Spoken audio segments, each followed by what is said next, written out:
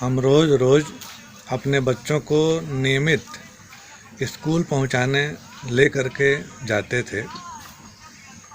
तो रास्ते में क्या देखते हैं कि एक लंबा चौड़ा सा साँड़ है और साँड़ के नाक को छेदते हुए मोटा सा तार उसके गर्दन में कस के बांध दिया गया था।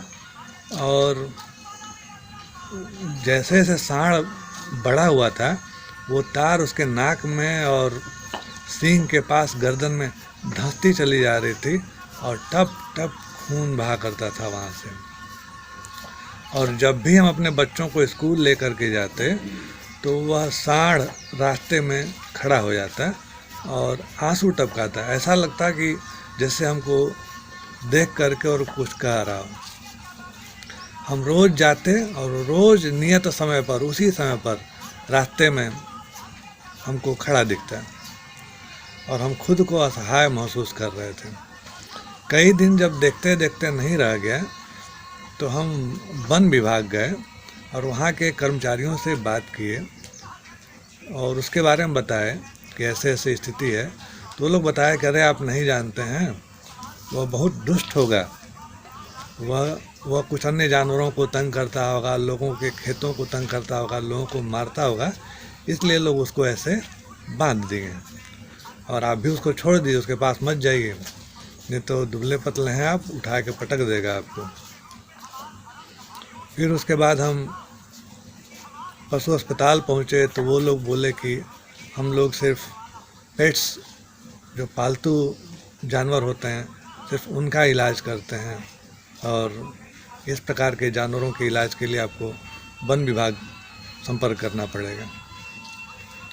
तो और ऐसे करते करते लगभग एक हफ्ता बीत चुका था। फिर हम क्या किए कि हमको लगा कि भाई दिख गया है तो कुछ न कुछ करना चाहिए। तो फिर हम उसके पीछे पीछे चलने लगे, शायद वो हमको अवसर दे दे, लेकिन हम असफल हो गए। फिर दो लोगों को इकट्ठा किए, बताए कि ऐसी ऐसी बात है। वो लोग भी संवेदना उनकी जगी और हम 3 लोग हो गए और तीनों लोग एक दिन उसको ढूंढने के लिए निकले। तो जिस दिन ढूंढने के लिए निकले उस दिन वो मिला ही नहीं, वह साँड़ जो उस दिन नहीं मिला। और सुबह 7 बजे का निकले हम लोग को शाम को 5 बज गया और वो साँड़ कहीं दिखाई नहीं। फिर अगले दिन क्या हुआ कि हम लोग को दिख गया, झाड़ियों में बैठा हुआ था मक्खियों के डर से, क्योंकि साँड़ों का तो हाथ होता नहीं है कि उड़ा लेंगे मक्खियों को। तो ये लोग क्या करते हैं कि झाड़ी में, घनी झाड़ियों में छुप जाते हैं जिससे मक्खियों से बचे रह सकें।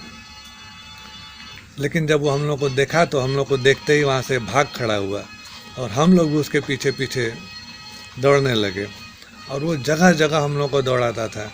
बीच रास्ते में कुछ लोग हम लोग को मिले और वो हम लोग को समझे कि हम लोग जो है कसाई हैं, साँड़ पकड़ रहे हैं। तो उन लोगों से हम लोग की मुठभेड़ भी हुई, लड़ाई झगड़ा भी हो गया और हम लोग उनको बताए कि नहीं, ये तार धंसा हुए निकालने के लिए हम लोग उसको पकड़ रहे हैं। तो इस प्रकार से हम लोग 3 लोग थे तो 4-5 और लोग उस टीम में शामिल हो गए और 3-4 दिन लगातार उसको पकड़ने की प्रक्रिया जो है शुरू हुई। फिर क्या हुआ कि एक बड़ा सा बरामदा था, उसी बरामदे में वो विश्राम कर रहा था और हम लोग उस बरामदे के ऊपर पहुंच करके छत पे और नीचे से रस्सी, बड़ा सा फंदा लटकाए कि, और फिर कुछ लोग उसको भगाने की कोशिश किए कि इस फंदे की तरफ से होके गुजरेगा तो फंदे में फंस जाएगा तो पकड़ना इसको आसान हो जाएगा। लेकिन फिर से वो भाग गया। अगले दिन फिर हम लोग पहुँचे तो वह उसी बड़े से बरामदे में फिर से विश्राम कर रहा था। कुछ लोग बताया कि अगर इस बरामदे के सामने अगर ट्रैक्टर खड़ा कर दिया जाए तो उसमें पैक हो जाएगा, फिर उसको पकड़ना आसान हो जाएगा।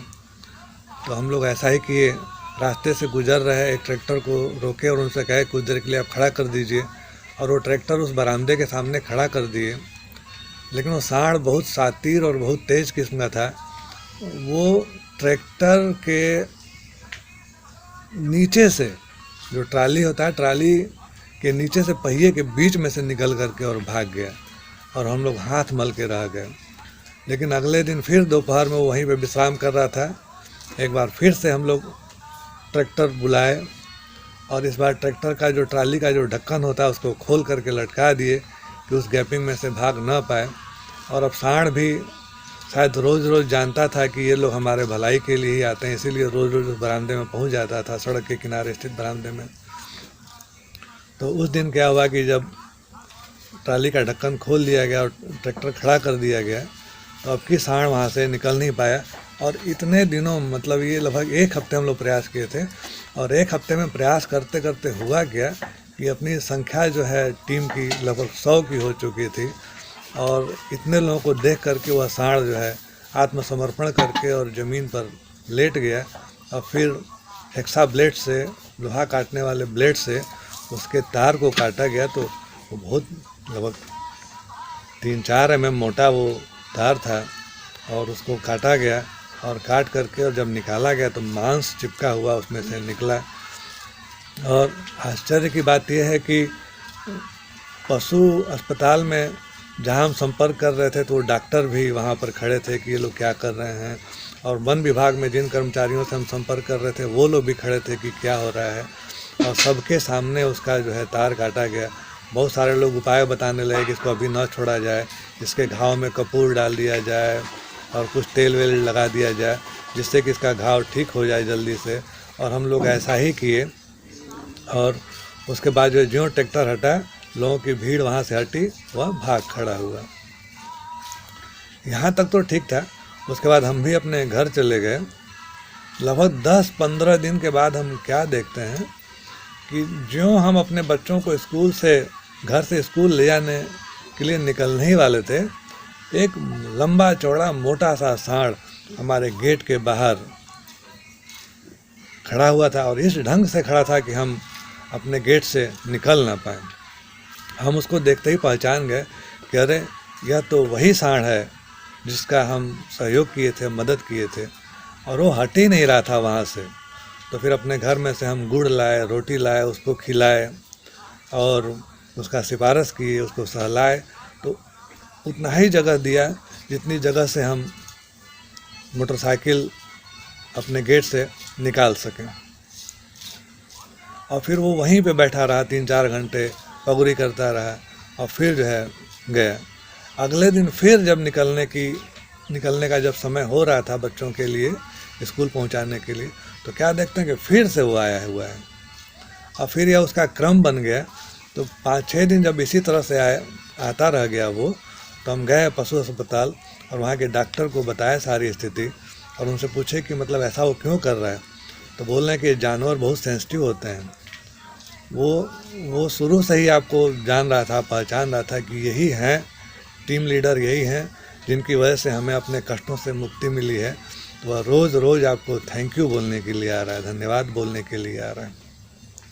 और वो लगातार आता रहा और हम रोज़ जो है उसको गुड़ और रोटी खिलाते रहे। और जबकि हमारे घर से बहुत दूर हम उसकी सहायता किए थे। तो धन्य हैं,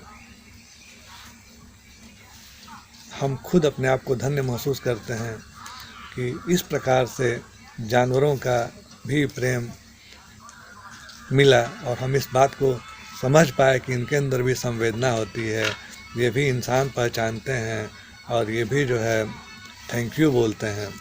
तो तब से एक पशु प्रेम भी अपने अंदर प्रकट हुआ और ऐसा लगा कि ये सिर्फ बोलते नहीं, जानते पहचानते तो सब कुछ है।